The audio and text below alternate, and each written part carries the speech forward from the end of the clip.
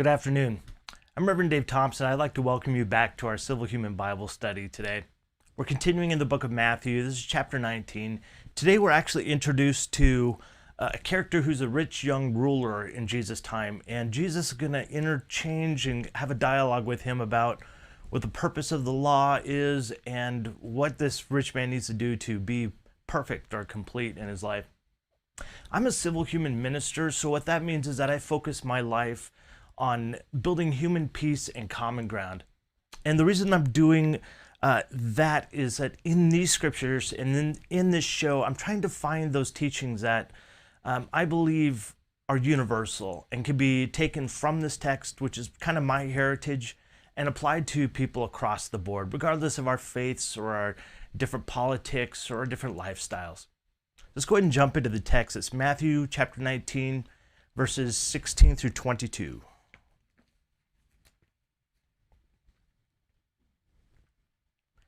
Starting with verse 16. Now behold, one came and said to him, Good teacher, what good things shall I do that I may have eternal life? So he said to him, Why do you call me good? No one is good but one, that is God. But if you want to enter into life, keep the commandments. He said to him, Which ones? Jesus said, You shall not murder, you shall not commit adultery, you shall not steal, you shall not bear false witness. Honor your father and your mother, and you shall love your neighbor as yourself. The young man said to him, All these things I have kept from my youth. What do I still lack?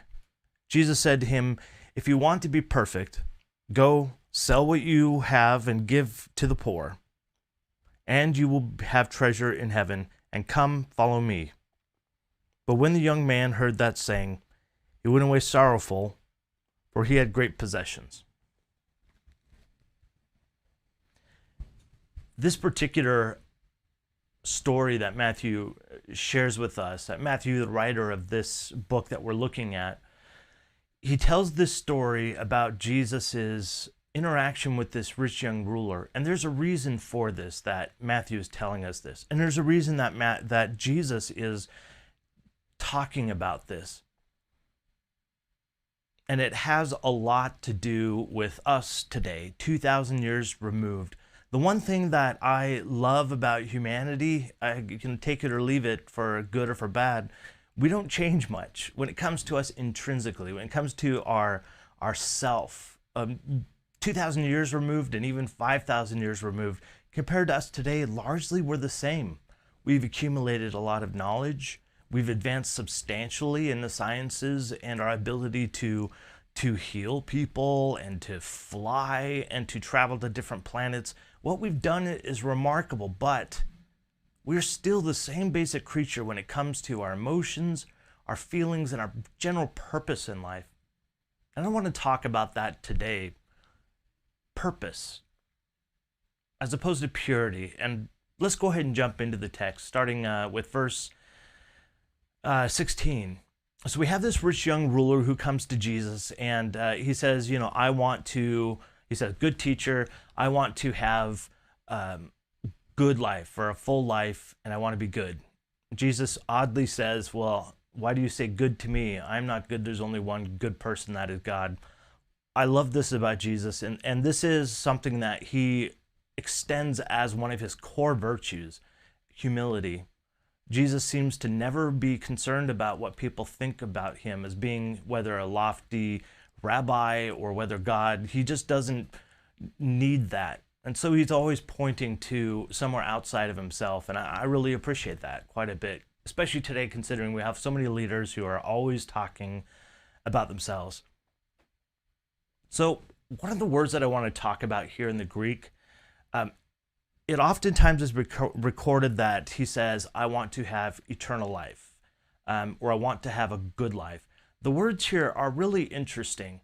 And though some of the translations of the scriptures record the phrase as saying, I want eternal life, and then Jesus replying what he needs to do to have eternal life, the word here is actually Ionian for eternal.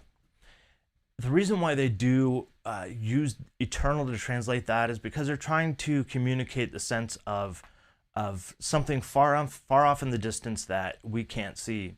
The word really means an age or a sense of completion or fullness, something coming from a place of brokenness to a place of being put together and having all the parts it needs. And so I really like that translation a lot better because it makes more sense to me that Jesus is trying to tell this guy, okay, here's what you need to do to have that full life. And so, the guy says, what do I need to do? And Jesus says, okay, well, follow the commandments. And he lists a few of them, 10 commandments actually.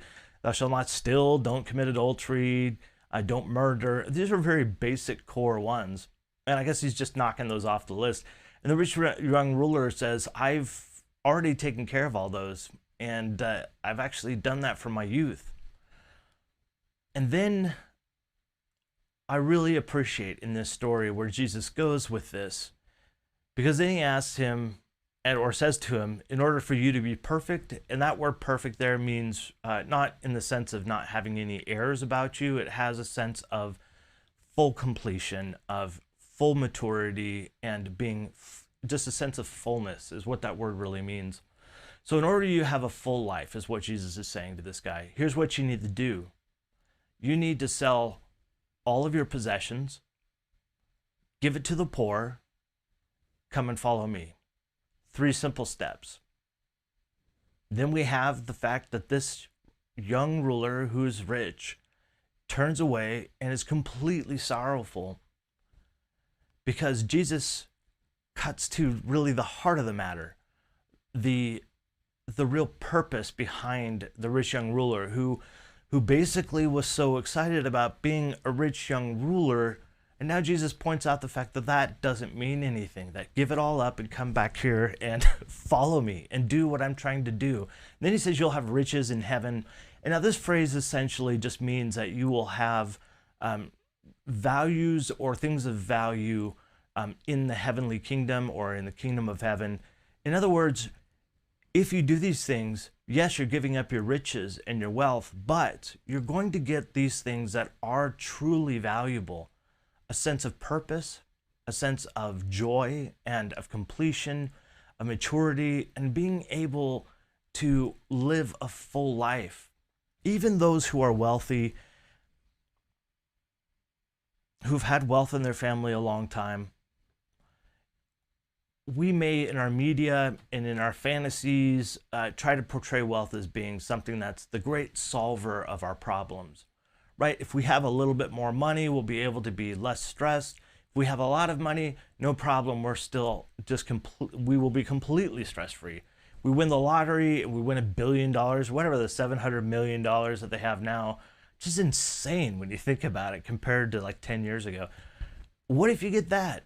Will that make you happy? No. I mean, it will for a little while. It certainly will. But eventually, you run out of things to buy. You run out of things that make you feel good. And you come to a realization that as a person, what really matters is who you love, is who loves you, is who you feel, what you feel about yourself and your purpose and your intent in life. And that's what Jesus really seems to be getting to. And I absolutely love that about him. I want to talk a little bit about the difference between the sort of pride and arrogance that the rich young ruler has and then his inability to have any pride at all. He goes from one extreme to another. And the reason for that is these laws that Jesus had listed, these were commonplace laws that everybody knew. They're the standard laws of Moses, the standard laws of Israel. And sure, the rich young ruler had lived those his whole life. And so he thinks that he's perfect or good now. And in fact, it seems like he's almost bragging in this situation. No doubt Jesus and I am thinking of, not that I'm Jesus, but I'm saying that I understand where Jesus might be coming from, that he's looking at this rich young ruler and thinking, yeah, you've been able to live this pure life because you haven't had to worry about life. You haven't had to worry about some other people messing your life up. You haven't had to worry about situations and contexts that force you into gray areas and force you into places where you don't want to be. Those who are poor and struggle in life, those who are born into poverty or into difficult situations, they don't get a choice. For them to follow the law is overbearing in many ways and oftentimes not doable. So Jesus completely removes that from him. That pride factor, that ability to claim that he's, a good person showing off, and points out that, okay, well, if you're really serious about this, then give everything that you have to the poor. And then come and follow me. The virtues of compassion, humility, mercy, peacemaking, they require of us to do something. They require of us to set aside our pride in being able to seem like we're better than somebody else. They require us to focus on the person who is hurting and to solve that problem. I recently was with a good friend that we were in San Francisco, actually, when I was attacked by the bees, so that was awesome. And on video, we came across this homeless encampment, and it was really impacting to me personally. I've traveled to the Philippines and to India and other developing countries and seen the garbage heaps and seen the shanty towns, or whatever you want to call them, the places where the people who are homeless go to live, where they have, not even 2x4s, but basically cardboard or other flimsy structures to live in. And I looked there in this homeless encampment, and there was garbage everywhere. And they were living in tents, if they had a tent. It was so amazing to me that living in the city, well, not living in it myself, but those who live in the city of San Francisco, where the per capita wealth is one of the greatest in the entire world, has people who are living in filth and in garbage. It impacted me, and honestly has been something that I've really had to dwell on quite a lot lately. I've had to think about what I'm doing to exercise these virtues that I'm talking about and discovering here in these teachings of Jesus. 2,000 years ago, it was the same problem. Rich people who went to church and who followed the rules and were pure, but really did nothing to help the poor, did nothing to solve any problems. Compassion requires of us to do something. And that's hard to hear, even for me, which means I need to be more active in participating in showing that compassion and helping to relieve people's suffering. I want to thank you for joining me today.